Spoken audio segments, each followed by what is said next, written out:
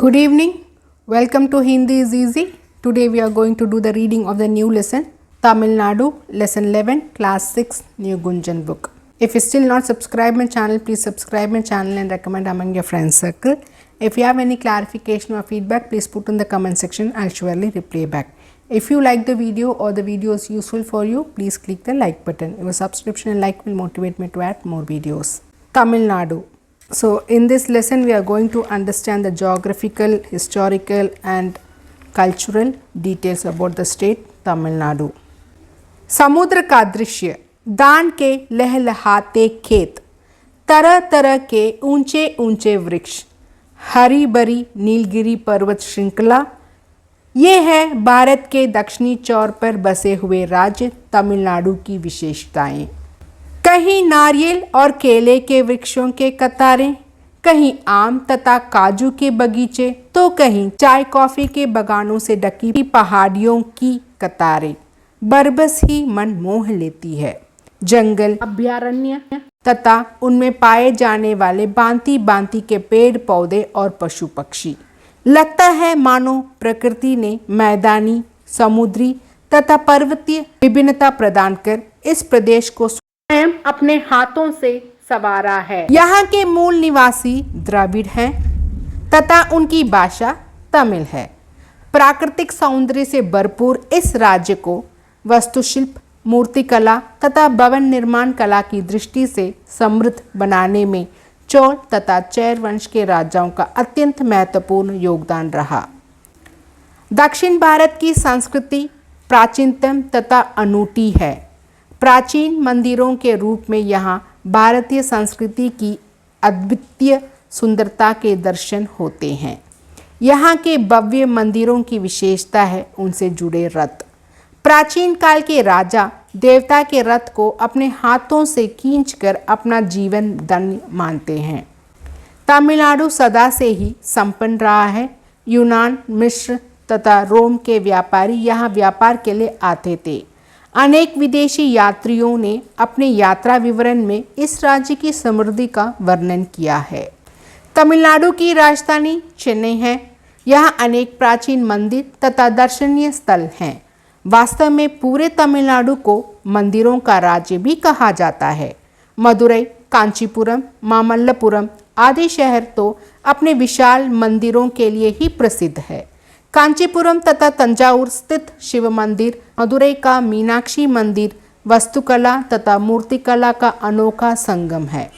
मंदिरों के दीवारों पर बनी शिव, गणेश, पार्वती, नंदी तथा अन्य देव देवताओं की मूर्तियां अत्यंत आकर्षक और जीती जागती लगती है। अकेले कांचीपुरम में ही 130 से अधिक मंदिर हैं। इसका प्राचीन नाम कंचनपुर था तथा ये भारत की सप्तपुरियों में से एक है। कांचीपुरम के मंदिर पल्लव राजाओं ने 6ठी शताब्दी में बनवाए थे। इन मंदिरों में स्तंभ वाले मंडप हैं जो बड़े बड़े पहाड़ काटकर बनाए गए हैं। मदुरई की मीनाक्षी मंदिर की ऊंचाई 100 फुट से भी अधिक है। इसके मंडप में 1000 कलात्मक खंबे हैं। 1.5 किलोमीटर लंबी पहाड़ियों को काट छांट कर मंदिर बनाना भी इस प्रदेश के कारीगरों की कला तथा परिश्रम का अनोखा उदाहरण है।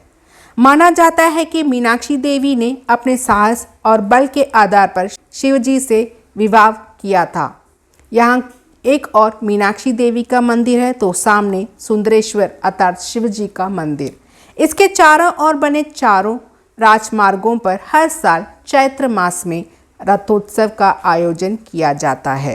कन्याकुमारी तथा रामेश्वरम यहाँ के प्रसिद्ध धार्मिक स्थल हैं।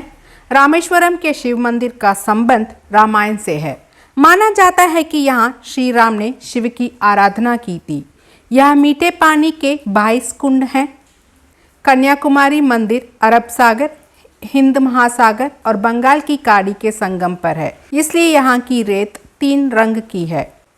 मान्यता है कि शिव जी से विवाह न होने के कारण क्रोधित होकर कन्याकुमारी ने कुमकुम तथा चंदन उठाकर फेंका था। कहते हैं तभी से यहाँ की रेत कई रंग की हो गई।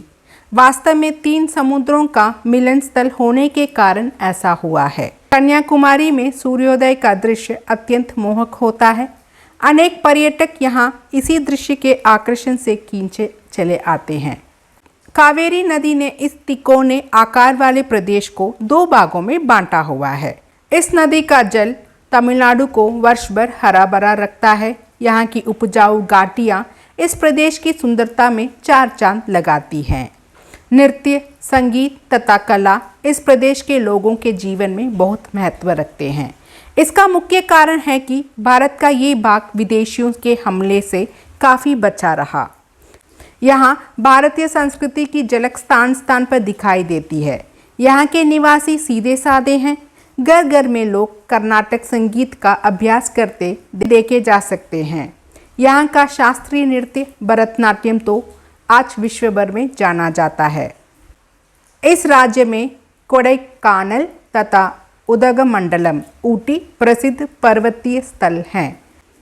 कोडाईकनाल पश्चिम घाट पर बसा 7000 फुट की ऊंचाई वाला सुंदर स्थान है। यहाँ की हरियाली और तरह तरह के वृक्ष पर्यटकों का मन मोह लेते हैं।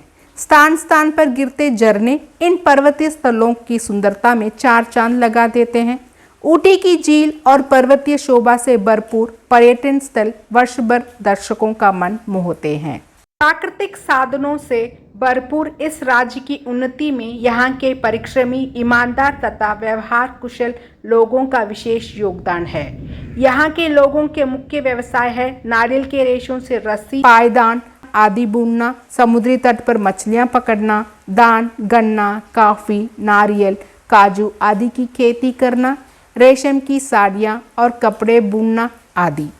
तरह तरह के कामों में व्यस्त रहते हुए भी तमिलवासी बचे समय को संगीत और नृत्य का आनंद लेने में बिताते हैं।